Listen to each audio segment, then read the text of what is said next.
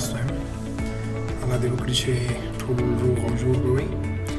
په تېر درس کې مونږ ولوستل چې څنګه یو فلش ته پاسورډ ورکړو، یو فلش ته میموري ته یا هم ډرایو ته، چې په عملي بڼه مونږ یو فلش ته پاسورډ ورکړ. نن وایو چې څنګه هماغه پاسورډ، هماغه ورکړل شوی پاسورډ یا پاسورډ چینج کړو او یا هم مکمل پاسورډ له منځه یوسو. نو زه هماغه فلش چې ما تېر ویډیو کې پاسورډ ورکړی و دا فلش کمپیوټر سره کنیکټ کوم.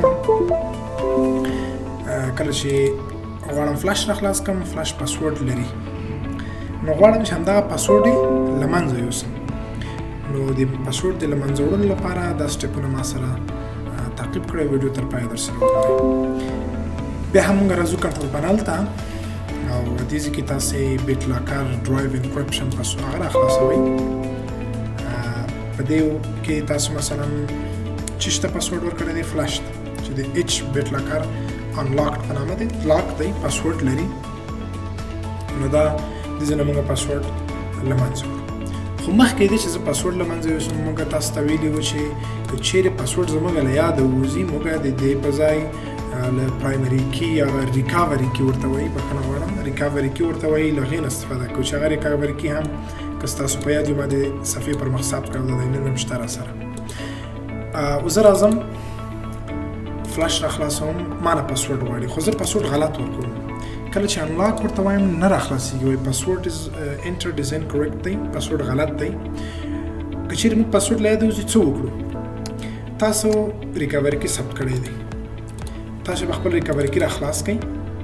ریکاوري کې دلته لیکل شوي دي ریکاوري کې، او لاندې دغه نمبرونه به تاسو ټول سلیکټ کړئ او دا به کنټرول سی کاپي واخلئ. ټول نمبرونه سلیکټ، کنټرول سی کاپي به یې کړئ.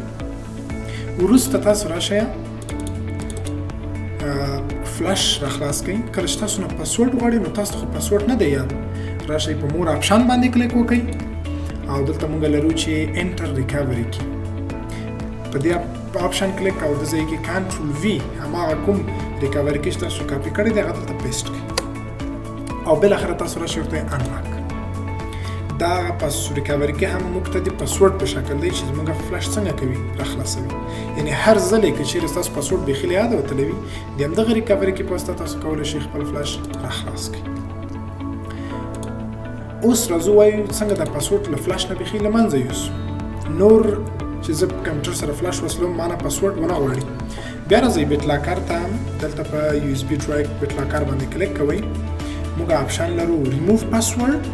که تاسو غواړئ پاسورډ چینج کړئ نو راځئ په چینج پاسورډ باندې کلیک کوئ. دلته به پخوانی پاسورډ ورکړئ، دلته به 2 ځلې نوی پاسورډ ورکړئ، نو ستاسو پاسورډ چینج کېږي. او که تاسو غواړئ چې مکمل د پاسورډ له منځه یوسئ بیا موږ لاندې آپشن لرو د ټورن آف بیټ لاکر په نامه، په دې آپشن باندې کلیک وکړئ او دې ته وتئ ټورن آف بیټ لاکر.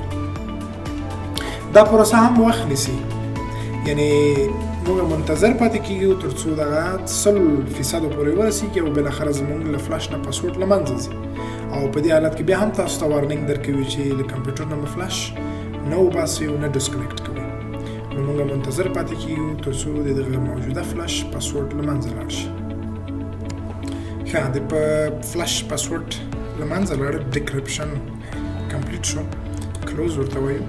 اوس چې کله تاسو راشئ غواړئ فلش راخلاص کړئ، تاسو نه نور پاسورډ نه غواړئ او د فلش تر څنګ هم چې کوم د لاک کلمه وه هغه هم له منځه وړله.